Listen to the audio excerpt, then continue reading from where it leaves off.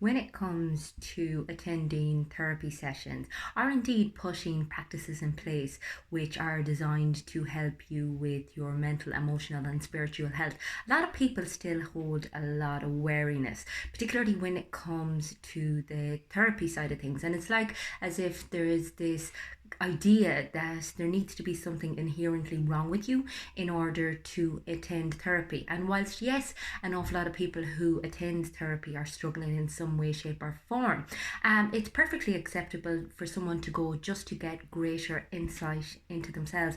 And I think absolutely everyone could benefit from a little bit more self knowledge, because what therapy enables you to do is to create an awareness of the reasons why you think, act, feel the way that you do, and it just helps you explore your past experiences, your childhood, and shine a little light as to where some of your fears, where some of your insecurities, your eccentricities are, just your triggers as well, come from.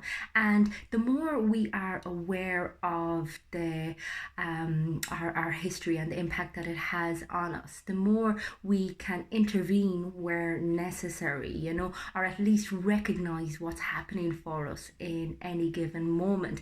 And I think part of the reason people tend to run from this is because they fear their fear, triggers aren't a nice feeling, nor is, your insecurities. And we tend to think that if we almost deny that something is happening, that it nearly means that it isn't happening. And it's never the case. I mean, ultimately, when we run from an emotion or when we run from a thought, we give it freedom to run riot. Whereas when we can create that awareness of what's going on internally, our internal experience, we can actually accept it. And it's only through acceptance of the here and now that we can push the necessary changes in place to not experience it again in the future, or to not let it have as major an impact on us. And I suppose an awful lot of our emotions have a very visceral, somatic experience within the body. I mean, they're very physical, and we don't tend to normally delve into the physical sensations that emotions are causing us. We tend to, as I said, find them so uncomfortable because we haven't been trained to deal with them, that we just run from them hoping that they'll disappear, and as I said, that is seldom the case. So the more you create that awareness, the more you accept what your current situation is, the more likely you are to be able to put the practices into place necessary to bring you to a different level. And I suppose even in our relationships, the more we are aware of ourselves, and our own experience, the more we can show up for other people. And that's ultimately what it's all about, to, become more aware of oneself, to become more aware of the things that set you off, the things that impact on you, so that you don't bring that baggage with you into all of your interactions with your partner, with your work colleagues, with your children. And I suppose that's why we introduce meditation as well. And I think there's a lot of misconceptions about meditation and the role that it plays. I mean, number one, a lot of people think that meditation is about clearing the mind completely of any thoughts. And the reality is this is never going to be the case, even for very well-disciplined meditators. I mean, you're always going to have thoughts going on. And there's so many different types of meditation as well. Some of them actually encourage thoughts. Some of them just encourage the observation of thoughts. Some of them do try to clear the mind completely. So it's about finding something that suits you. And it's more about as well giving you that quiet time to create an awareness of your internal experience, whatever that may be.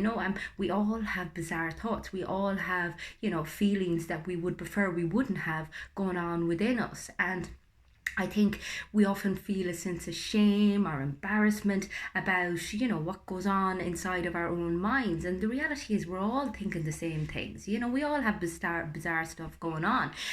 It's just the more that you can make peace with it, the less anxious you're going to be. Because oftentimes, as I said, a lot of our anxieties are driven by our way of perceiving things, our way of thinking, our way of interpreting things.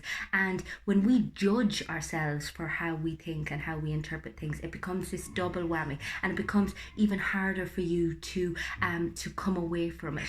What meditation also is not designed to do is to be a pleasant experience. And a lot of people think, oh God, I should be enjoying this, or it should be enlightening, and I should come away feeling so refreshed.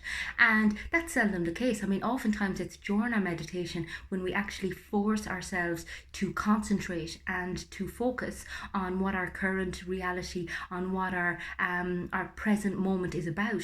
It's really uncomfortable. It's not a nice place to be at all.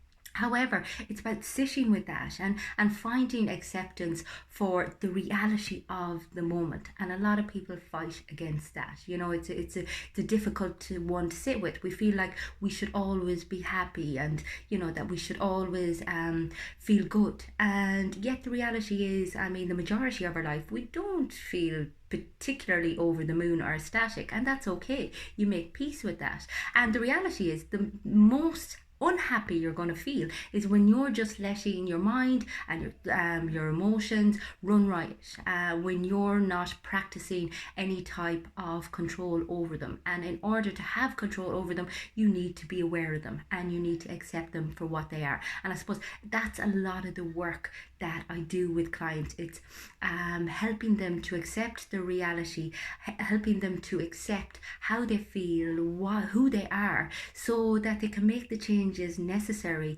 to make their life a more fulfilling place.